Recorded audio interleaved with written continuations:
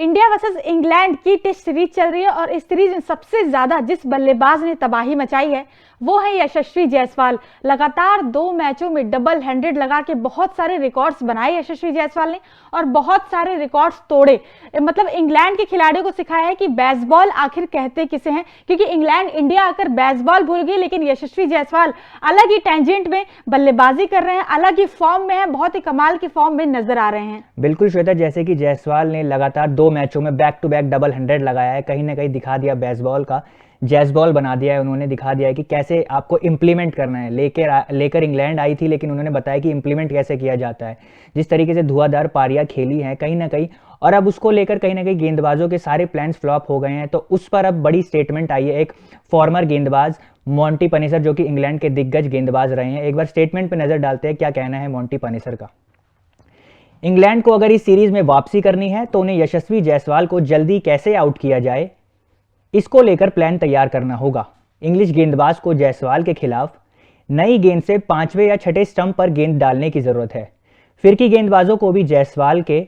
Stump की ओर गेंदबाजी नहीं करनी चाहिए, क्योंकि वह गेंद की लाइन में आकर आक्रामक रवैया अपनाते हैं। बिल्कुल कहीं ना कहीं मॉन्टी पनेसर की जो बात है मैं उससे सहमत हूँ। जिस तरीके से यशस्वी जायसवाल खेलते हैं, उनकी खेलने की जो शैली है वो कहीं ना कहीं लाइन पे आकर अटैक करते हैं बॉलर्स को। हालांकि इस दोनों मैचों में हमने देखा श्वेता की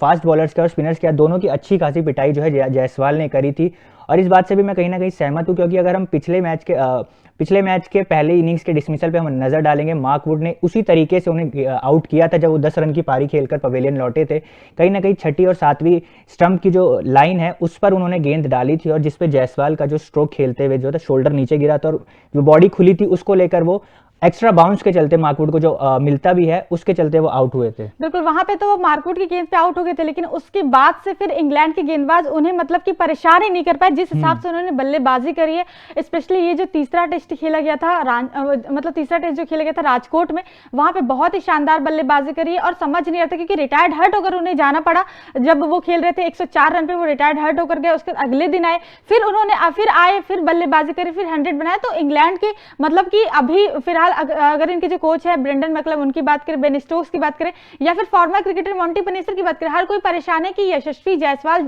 नाम की बला से छुटकारा कैसे पाया जाए। क्योंकि सबसे ज्यादा परेशान, क्योंकि आप रोहित शर्मा को भी आउट कर दे रहे हैं, आप शुभमन गिल को भी आउट कर दे रहे हैं, आप सरफराज खान को चलिए आउट नहीं कर पाए, अभी फिलहाल एक मुकाबला खेले, उनको हम इतना ज्यादा जज नहीं करेंगे, हो सकता है अगले मुकाबले में सरफराज खान चले ना चले उस पर इतनी नहीं बात करेंगे। लेकिन फिलहाल यशस्वी जायसवाल जिस तरीके की फॉर्म में इंग्लैंड के लिए सच में बहुत बड़ा सरदर्द है वो, और मॉन्टी पनेसर ने जैसा कहा है कि अगर उन्हें ये सीरीज थोड़ी सी जीतनी है, सीरीज में बढ़त बनानी है, तो कहीं ना कहीं यशस्वी जायसवाल को जल्दी आउट करने का रास्ता खोजना होगा इंग्लैंड की टीम को। मुझे लगता है जायसवाल जिस तरह की फॉर्म में कहीं ना कहीं पेसर्स काम नहीं कर रहे हैं, कैप्टन का जो स्ट्रेटेजी है वो काम नहीं कर रही है, कोच जो बता रहे हैं वो काम नहीं कर रहे हैं, तो कहीं ना कहीं बेचारे जो फॉर्मर क्रिकेटर्स है वही आके बोल रहे हैं कि हमारी ही सुन लो, क्या पता जायसवाल आउट हो जाए। पर मुझे लगता है जिस तरीके की फॉर्म में बल्ले से रन नहीं निकल रहे हैं, मुझे लगता है बल्ले से आग उगल रहे हैं इस वक्त यशस्वी जायसवाल,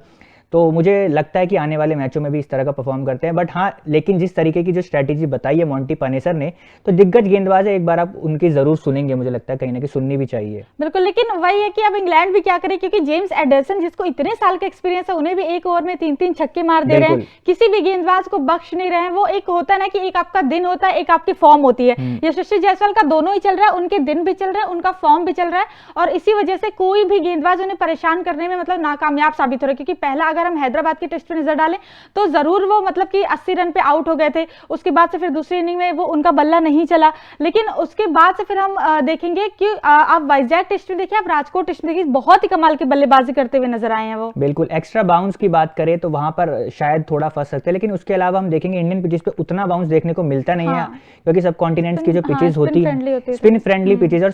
स्पिन के बहुत अच्छे बल्लेबाज है जायसवाल, और कहीं ना कहीं मुझे लगता है कि सिर्फ स्पिन के नहीं, पेसर्स को भी काफी अच्छा खासा अटैक किया। जेम्स एंडरसन की बात करें, 42 साल का वो गेंदबाज और 22 साल का वो खिलाड़ी यशस्वी जायसवाल, जितने साल का एक्सपीरियंस है एंडरसन को, और उस खिलाड़ी को आके अगर आप 3 छक्के मार रहे हैं तो कहीं ना कहीं शर्म से बॉलर का भी सर झुक जाता है एक बार। बिल्कुल, कहीं ना कहीं मतलब बेन स्टोक्स ने तो फिर उनको चेंज ही कर दिया भाई, कि इतनी ज्यादा मतलब कुछ तो इज्जत बच जाए। एंडरसन की इतनी बुरी तरीके से पिटाई हो रही थी, एंडरसन की, मार्कवुड की, टॉम हार्टली की, मतलब एंडरसन को तो छोड़ा ही नहीं, तो फिर हम ये जो नए नए गेंदबाज है टॉम हार्टली, रेहान अहमद, इनकी तो हम क्या ही बात करें जब एंडरसन को नहीं छोड़ा। खैर फिलहाल यशस्वी जायसवाल को कैसे पर आउट कोई करना बात है, नहीं। बिल्कुल सोच रही होगी इंग्लैंड की किस तरीके से इनसे निजात पाई जाए। फिलहाल आपका इस पूरी खबर पर क्या कहना है, कमेंट सेक्शन में कमेंट करके हमें जरूर बताएं। साथ ही साथ तूफान स्पोर्ट्स को लाइक, शेयर एंड सब्सक्राइब करना बिल्कुल भी ना भूलें।